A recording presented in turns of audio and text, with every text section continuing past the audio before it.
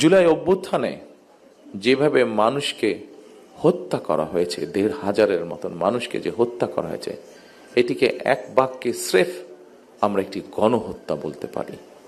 সিদ্ধান্ত নিয়েছি যে ইনশাল্লাহ বাংলাদেশের মানুষের সমর্থনে বাংলাদেশ জাতীয়তাবাদী দল আগামী দিনে সরকার গঠনে সক্ষম হলে এই শহীদ পরিবার যারা আছেন, জুলাই আন্দোলনের যারা শহীদ পরিবার বা যোদ্ধা আছেন, তাদের যে কষ্টের কথাগুলো যে কয়জন ব্যক্তি, যে কয়জন মানুষ তুলে ধরেছেন, এই কষ্টগুলোকে যাতে আমরা কিছুটা হলেও সমাধান করতে পারি।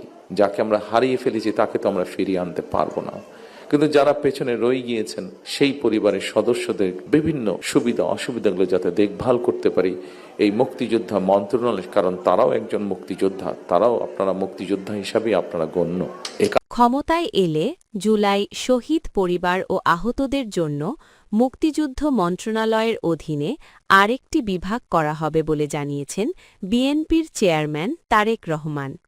রোববার ১৮ই জানুয়ারি রাজধানীর কৃষিবিদ ইনস্টিটিউটের অনুষ্ঠানে ভুক্তভোগী কয়েকজনের সাথে একান্তে কথা বলে এমনটা জানান তারেক রহমান।